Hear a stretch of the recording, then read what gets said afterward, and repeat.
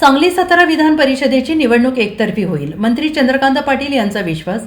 सांगलीत भाजपची बैठक संपन्न.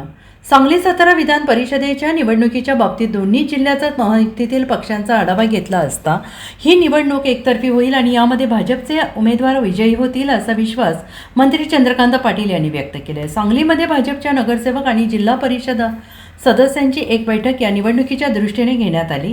या बैठकीनंतर चंद्रकांत पाटील माध्यमांशी बोलत होते. महायुतीतील सर्व पक्ष एकसंघपणे या निवडणुकीला सामोरं जातील. थोड्याफार फरकात प्रमाणात कुरबुरी या होत असतात.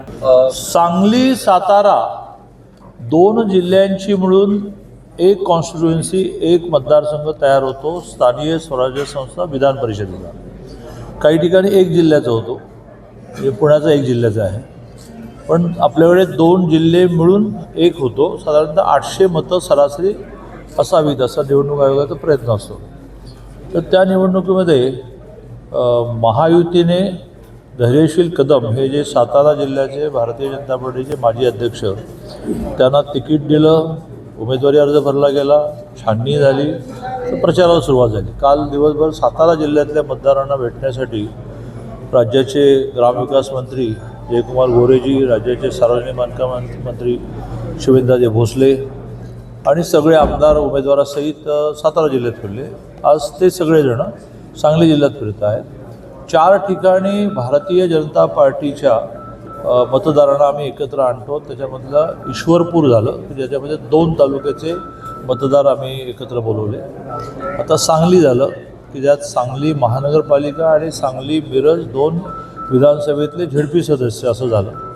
आता आम्ही जतला जाऊ, पिट्याला जाऊ, असं म्हणून जिल्ह्यातल्या सगळ्या मतदारांना भेटणं आणि भारतीय जनता पार्टीच्या मतदारांचं बैठक करणं, आवाहन करणं, सूचना करणं असं आम्ही करतो. दोन्ही जिल्ह्याचा जो अंदाज आहे त्याच्यामध्ये पूर्ण वन वे ही निवडणूक होईल.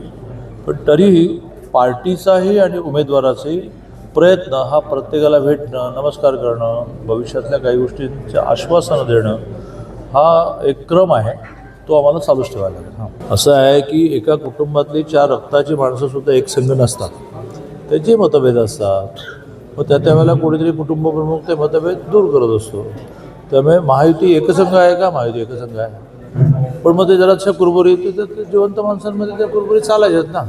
त्या कुरबुरी नीट करण्याची व्यवस्था नसेल तरच चिंता आहे. ते नीट करण्याची व्यवस्था आमच्याकडे आहे. त्यांच्या बैठका वेगळ्या होतील या निवडणुकीच्या दृष्टीनं? नाही, त्यांचे नेते त्यांच्या मतदारांना आवाहन करतील. त्यांनी आवश्यकता. Bureau report, SBN Marathi, Sangli.